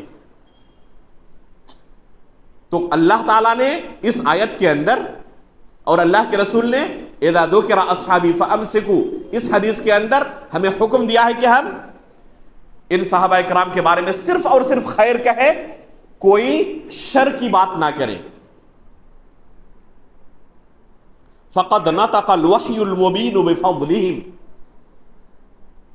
وحی کے اندر ان کی فضیلت بالکل صراحت کے ساتھ آئی ہوئی ہے. اور وحی کی دو قسم ہیں، متلو غیر متلو، قرآن مجید اور حدیث رسول. قرآن مجید یہ اللہ رب العالمین کا کلام ہے، اللہ تعالیٰ نے کلام کیا ہے، لیکن حدیث رسول اللہ کی طرف سے وحی ہے لیکن کلام نہیں اللہ رب العالمین کا. اللہ رب العالمین کا کلام نہیں بلکہ یہ کیا ہے؟ وحی ہے. اللہ کے رسول صلی اللہ علیہ وسلم نے اسے اپنے الفاظ میں بیان کیا ہے. اللہ رب العالمین کی طرف سے جو ان کی طرف وحی کی گئی ہے، وما ينطق عن الهوى ان هو الا وحی یوحى. تو قرآن کریم کے اندر اور احادیث کے اندر یہی بات ہمیں سکھائی گئی ہے کہ ہم ان صحابہ اکرام کے تعلق سے ہمیشہ ذکر خیر کریں، کبھی بھی ذکر شر نہ کریں. جیسے کہ اللہ رب العالمین نے قرآن میں کیا فرمایا؟ والسابقون الاولون من المہاجرین والانصار والذین اتبعوہم بإحسان رضی اللہ عنہم ورضوا عنہ وأعد لهم جنات تجری تحتها الانہار. اللہ تعالیٰ نے مہاجرین اور انصار کا جب تذکرہ کیا تو کوئی قید نہیں لگائی، علی الاطلاق. صرف یہ ہو جانا کافی ہے کہ یہ مہاجرین میں سے ہے، انصار میں سے، بس اتنا کافی ہے. آگے کسی شرط کی کوئی ضرورت ہی نہیں ہے. لیکن آگے بعد میں آنے والے لوگوں کے لیے اللہ تعالیٰ نے کیا کہا؟ والذین اتبعوہم بے احسان. یہ احسان کی قید لگا دی. یہ بے احسان کی قید صحابہ کے لیے ہے، صحابہ کے لیے قید نہیں ہے. تابعین اور بعد میں آنے والے قیامت تک کے لوگوں کے لیے بے احسان کی قید ہے. احسان کے ساتھ اگر صحابہ کی اتباع کرے تو یہ فضیلت، اور احسان کے ساتھ اتباع نہ کرے تو یہ فضیلت نہیں. لیکن صحابہ کے لیے کوئی قید نہیں، صرف صحابی ہو جانا کافی ہے رضی اللہ عنہم ورضوا عنہ کے لیے. اعد لهم جنات تجری تحت الانہار کے لیے کافی ہے. چاہے وہ کبار صحابہ میں سے ہو، چاہے وہ آخری پل اللہ کے رسول صلی اللہ علیہ وسلم کی زندگی میں پیدا ہونے والے صحابی ہوں، ایک دن اگر عمر ہو تب بھی وہ صحابی ہیں، اور ان کے لیے فضیلت ہے، اور ان کے لیے ہمارے لیے ان کے متعلق ہمارے لیے یہی حکم ہے کہ ان کے متعلق اپنی زبان ہم گندی نہ کریں، چاہے انہوں نے پہلے اسلام قبول کیا ہو فتح مکہ سے، یا فتح مکہ کے بعد انہوں نے اسلام قبول کیا ہو۔ ایسے لوگوں کے بارے میں انہیں طعنہ دیتے ہوئے طلاقہ کہنا یہ مناسب ہے؟ مولانا مودودی نے عثمان غنی رضی اللہ تعالیٰ عنہ پر اعتراض کرتے ہوئے الزام لگایا کہ انہوں نے السابقون الاولون کے موجود ہوتے ہوئے طلقاء کو بڑے بڑے عہدے اور مناصب دے دیے، اس وجہ سے رعایا کے اندر ناراضگی پھیل گئی اور ان کو آخر میں لوگوں نے قتل کر ڈالا، نعوذ باللہ من ذالک۔ یہ زہریلا جملہ ہے، یہ طلاقہ کہہ کر آپ کیا کہنا چاہتے ہیں؟ پھر خود انہوں نے اس کی تفسیر کی، طلاقہ کسے کہتے ہیں؟ یہ پوری عبارت زہر آلود عبارت ہے۔ کسی صحابی کے بارے میں یہ طعنہ دینا کہ یہ طلقاء میں سے تھے، یعنی اللہ کے رسول صلی اللہ علیہ وسلم نے جب کہا فتح مکہ کے وقت اذهبوا فانتم الطلقاء لا تثریب علیکم اليوم، تو اسی لفظ سے ان کے لیے یہ لفظ استعمال کر رہے ہیں طعنے کے طور پر۔ کسی صحابی کے بارے میں اس طرح طعنہ دینا مناسب ہے کہ یہ ان لوگوں میں سے ہے جنہوں نے زندگی تک اللہ کے رسول کی مخالفت کی، اور آخر میں جب ان کو اللہ کے رسول نے آزاد کر دیا تھا تب انہوں نے اسلام قبول کیا۔ اگر اللہ کے رسول کی وفات سے قبل 1 منٹ قبل بھی کسی نے اسلام قبول کر لیا ہو تو وہ صحابی ہیں، اور وہ عزت اور احترام کے مستحق ہیں، ان کے لیے کسی بھی طرح کا نازیبہ جملہ استعمال کرنا جائز نہیں ہے۔ تو چاہے انہوں نے پہلے دن سے اللہ کے رسول کے ساتھ زندگی گزاری ہو یا آخری زمانے میں اسلام قبول کیا ہو، وَكُلًّا وَعَدَ اللَّهُ الْحُسْنَى، یہ قرآن کا اعلان ہے کہ سب کے لیے اللہ تعالیٰ نے جنت کا اعلان کیا ہوا ہے۔ ان کے بارے میں تو اللہ تعالیٰ نے کلیئر کر دیا جنت کا، آپ اپنی فکر کریں کہ آپ کا کیا معاملہ ہونے والا ہے۔ ہم جانتے ہیں اپنے بارے میں؟ کوئی نہیں جانتا، لیکن اللہ تعالیٰ نے ان کو دنیا کے اندر جنت کا پروانہ دیا تھا، لہذا ان کے تعلق سے کسی طرح کا کوئی ایسا جملہ استعمال کرنا جس میں بے ادبی ہو، یہ کسی بھی طور پر مناسب نہیں ہے۔ وَفِي الْفَتْحِ آیٌ لِلصَّحَابَةِ تَمْدَحُ، اور فتح کے اندر ایسی آیتیں ہیں جو صحابہ کی مدح پر دلالت کرتی ہیں۔ کیا مراد اس سے؟ کون بیان کرے گا؟ فتح کے اندر کچھ ایسی آیتیں ہیں جو صحابہ کے مدح پر دلالت کرتی ہیں۔ ماشاءاللہ، چھوٹا سا بچہ ہاتھ اٹھایا تھا اس نے، یا کسی نے زبردستی ہاتھ اٹھا دیا تھا؟ ہاں فرمائیں، کون سی آیت ہے؟ کون سی آیت ہے؟ اسی میں آ جائے کچھ۔ ہاں، یہ سورۃ الفتح کے اندر ہے؟ یہ آیت سورۃ الفتح میں ہے یا نہیں ہے؟ وَفِي الْفَتْحِ آیٌ، کون سی آیت ہے؟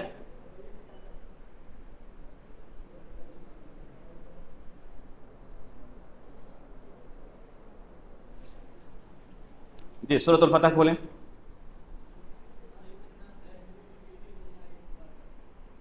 سورۃ الفتح میں ہے یہ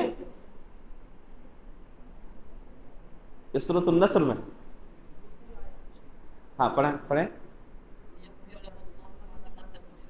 یہ کن کے بارے میں ہے؟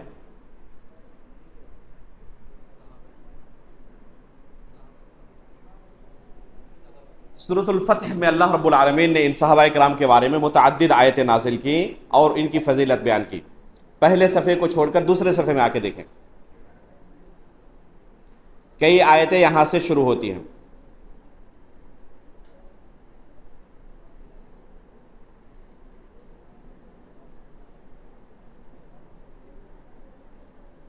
ان الذين يبايعونك انما يبايعون الله يد الله فوق ايديهم، یہ کن کے بارے میں اللہ تعالیٰ نے فرمایا ہے؟ یہ صحابہ اکرام کے بارے میں، اور جو آخری آیت ہے محمد الرسول اللہ والذین معہ اشداء علی الکفار رحماء بینہم، یہ کن کے بارے میں ہے؟ والذین معہ سے مراد کون ہے؟ اللہ کے رسول کے صحابہ ہیں۔ تو امام ابن ابی داؤد رحمہ اللہ اسی آیت کی طرف اشارہ کر رہے ہیں، وفی الفتح آیٌ للصحابۃ تمدح۔ کتنے بجے تک چلانا ہے اس کو؟ 8:30 پہ اذان ہے۔ کتنے 20 اشعار ہوئے، ابھی بھی 13 اشعار باقی ہیں، 15 منٹ میں تو ممکن نہیں ہے، اور ایک مجلس شاید چاہیے۔ امتحان کب ہے آپ لوگوں کا؟ فروری میں؟ جنوری میں؟ دسمبر میں رکھ سکتے ہیں؟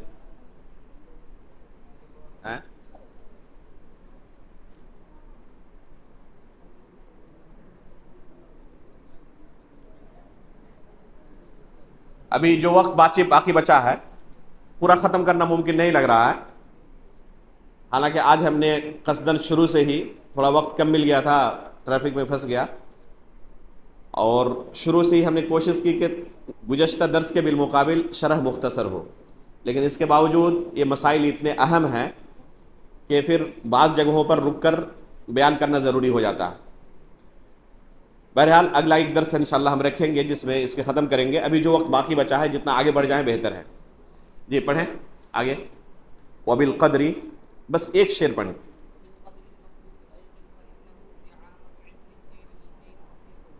جزاک اللہ خیرا۔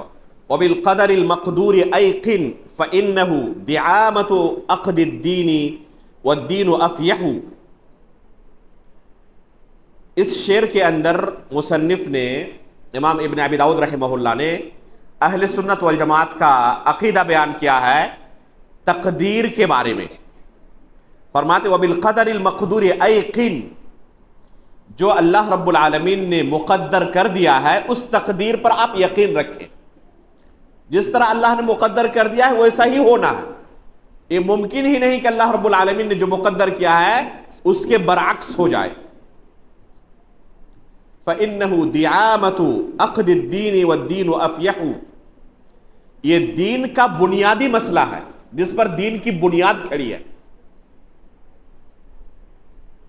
وَالدِّينُ أَفْيَحُ، حالانکہ دین بڑا واسع ہے، اس کے بے شمار مسائل ہیں، دین کے مسائل بے شمار ہیں، دین بڑا واسع ہے، لیکن ان بے شمار مسائل میں اگر ہم کہیں کہ جس پر بنیاد کھڑی ہے دین کی، وہ کون سا مسئلہ ہے؟ تقدیر پر ایمان لانے کا مسئلہ۔ عبداللہ بن عباس رضی اللہ تعالیٰ عنہ کے قول کی طرف اشارہ ہے اس شعر کے اندر۔ عبداللہ بن عباس رضی اللہ تعالیٰ عنہ فرماتے ہیں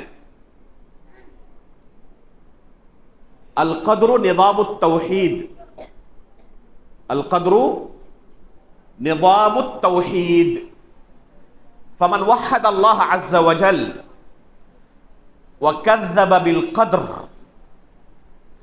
کان تکذیبہ للقدر نقضا للتوحید۔ کہ تقدیر کیا ہے؟ یہ توحید کا پورا سسٹم ہے۔ نظام کس کو کہتے ہیں؟ سسٹم کو۔ تو توحید کا پورا سسٹم جو ہے نا یہ تقدیر کے ساتھ جڑا ہوا ہے، مربوط ہے۔ فمن وحد اللہ عز وجل وکذب بالقدر، جس نے اللہ رب العالمین کی توحید کا اقرار کیا لیکن تقدیر کا انکار کیا، کان تکذیبہ للقدر نقضا للتوحید، تو تقدیر کے انکار کی وجہ سے ان کی توحید بھی تہس نہس ہو جائے گی، توحید باقی نہیں رہے گی۔ تو یہ ہے تقدیر کا مقام و مرتبہ دین کے اندر۔ جیسے کوئی بنیاد ہونا، اگر وہ بنیاد آپ ختم کر دیں، اسے ڈھا دیں تو بلڈنگ کھڑی رہے گی؟ تہس نہس ہو جائے گی۔ تو یہی چیز ابن عباس رضی اللہ تعالیٰ عنہ نے بیان کیا ہے کہ القدر نظام التوحید، توحید کا پورا سسٹم، دین کا پورا سسٹم تقدیر پر ایمان لانے کے ساتھ جڑا ہوا ہے۔ اگر کوئی تقدیر پر ایمان نہیں لاتا، اس کا انکار کرتا ہے، اس نے پورے دین کو ڈھا دیا، اس نے دین کو ہی سرے سے انکار کر دیا۔ کیسے مانا جائے گا کہ اس نے تقدیر کا انکار کیا ہے؟ کوئی کہے گا ڈائریکٹ میں تقدیر کا انکار کر رہا ہوں؟ اس طرح شاید کہ کوئی آپ کو نہ ملے۔ تقدیر کا انکار کر رہا ہوں اس طرح ڈائریکٹ بہت کم لوگ ہوں گے کہنے والے۔ البتہ جسے علماء نے تقدیر کا انکار سمجھا ہے، اس طرح کے لوگ بے شمار پائے جاتے ہیں۔ تقدیر کا انکار کرنے والا کب مانا جائے گا کسی کو؟ علامہ ابن قیم رحمہ اللہ نے شفاء العلیل کے اندر ذکر کیا ہے۔ ابن قیم رحمہ اللہ کی سب سے پیاری کتابوں میں سے ایک کتاب ہے شفاء العلیل، اور تقدیر کے مسئلے کو پڑھنا ہو سمجھنا ہو تو ابن قیم رحمہ اللہ نے جس خوبصورتی کے ساتھ بیان کیا ہے وہ شاید کہ دوسری کتاب کے اندر آپ کو نہ ملے۔ اس لیے ابن قیم کی اس کتاب کو شفاء العلیل کو، اسی طرح الداء والدواء، الداء والدواء ان کی کتاب ہے، بڑی پیاری کتاب ہے، اس کتاب کو لازم پکڑے۔ بلکہ ممکن ہو تو شیخ عبد الرزاق البدر حفظہ اللہ نے جو شرح کی ہے الداء والدواء کی، اس شرح کو سنیں، بڑی پیاری شرح کی ہے شیخ نے۔ باضابطہ ان کے فیس بک پیج پر وہ آ رہا تھا کچھ دنوں پہلے۔ تو فرماتے ہیں ابن قیم رحمہ اللہ اس کتاب میں کہ تقدیر کا انکار کرنے والا کسی کو اس وقت مانا جائے گا جب تقدیر کے 4 مراتب میں سے کسی بھی مرتبے کا وہ انکار کرے، تو اسے مانا جائے گا کہ وہ تقدیر کا انکار کرنے والا ہے۔ اور کوئی ان 4 مراتب پر ایمان رکھے تو مانا جائے گا کہ وہ تقدیر پر ایمان لانے والا۔ یہ 4 مراتب کیا ہیں؟ پہلا مرتبہ ہے العلم۔ پہلا مرتبہ کیا ہے؟ العلم، کہ اللہ رب العالمین ہر چیز کا عالم ہے۔ وسع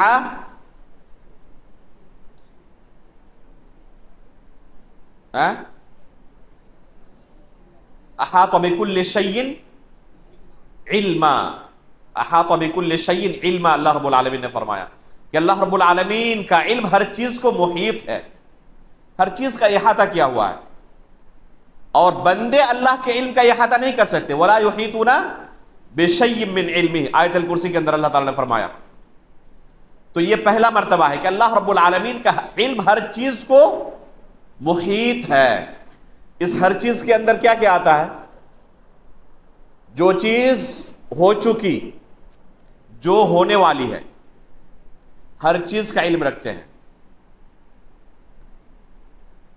اور جو چیز نہ ہونے والی ہے اس کا بھی علم رکھتا ہے کہ اگر ہوتی تو کیسے ہوتی۔ جو چیز نہیں ہونے والی اس کا بھی اللہ رب العالمین علم رکھنے والا ہے کہ اگر ہوتی تو کیسے ہوتی۔ یہاں تک کہ اگر وہ چیز ممتنعات میں سے ہو، جس کا ہونا ممکن ہی نہ ہو، پھر بھی اگر اس کا تصور کوئی کر سکتا ہے، جو ممتنعات میں سے ہے، کر سکتا ہے؟ تصور نہیں کر سکتا۔ اگر تصور کرتا تو کیا ہوتا؟ ممتنع ہوتا۔ وہ ممتنعات میں سے ہو، پھر بھی اللہ رب العالمین کو اس کے بارے میں علم ہے۔ جیسے کہ اللہ تعالیٰ نے کیا فرمایا؟ لو کان فیہما آلہۃ الا اللہ، یہ ممکن ہے اللہ کے علاوہ کوئی دوسرا الہ ہو؟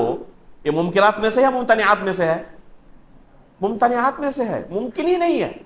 اس کے بعد بھی اللہ نے کیا فرمایا؟ لفسدتا، اس کا انجام کیا ہوگا اس ممتنع کا، اللہ کو اس کا بھی علم ہے، اللہ رب العالمین کو اس کا بھی علم ہے۔ لو کانوا فیکم ما زادوکم الا خبالا، کس طرح آیت ہے؟ اسی طرح ما زادوا فیکم الا، ما زادوا فیکم ہے، ایک منٹ،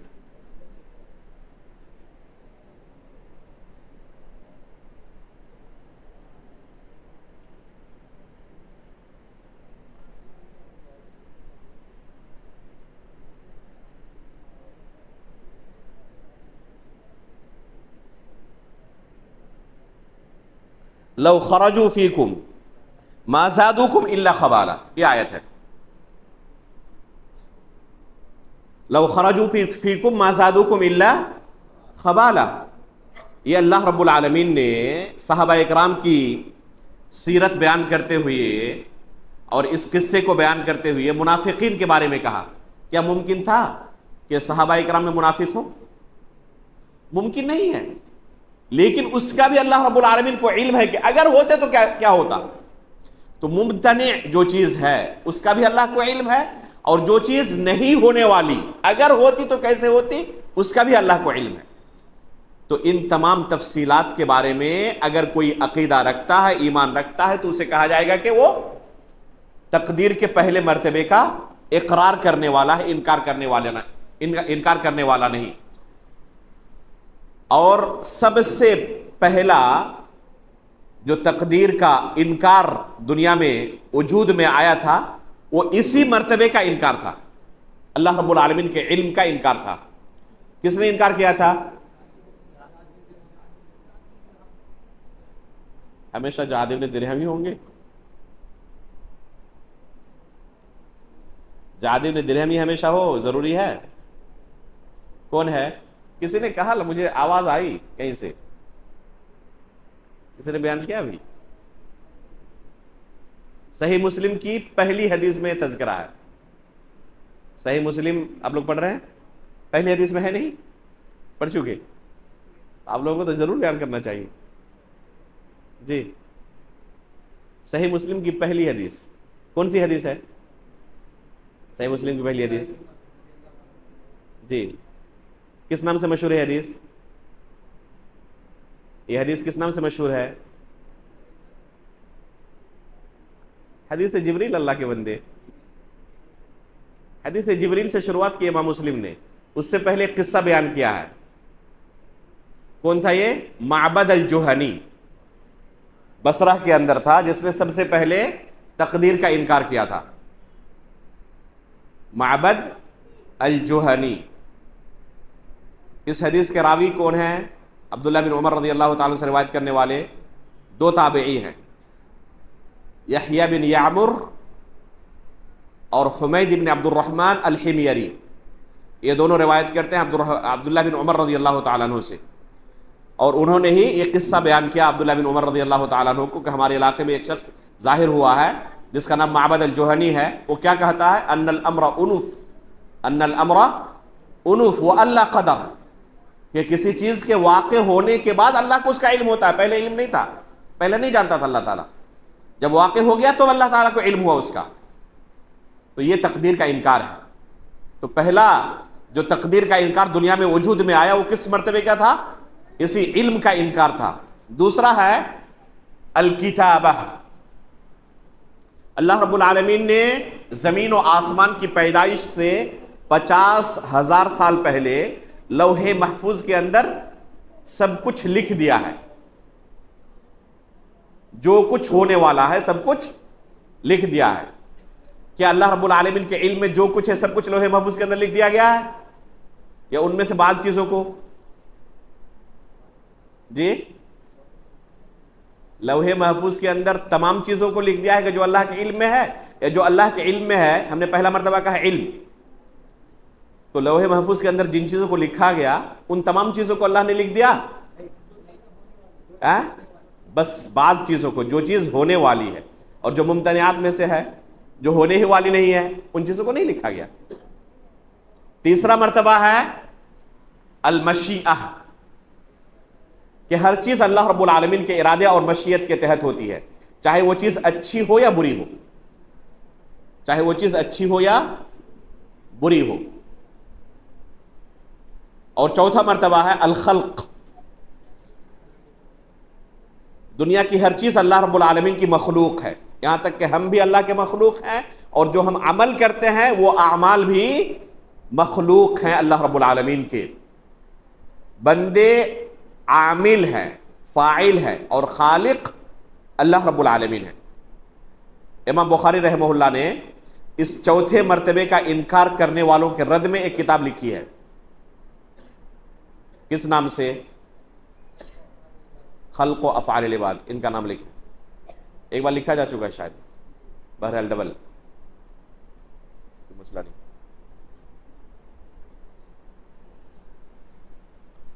تو بندوں کے اعمال مخلوق ہیں، وَأَفْعَالُنَا مَخْلُوقَةٌ، امام بخاری رحمہ اللہ نے کہا تھا کہ ہمارے افعال جو ہے وہ مخلوق ہے۔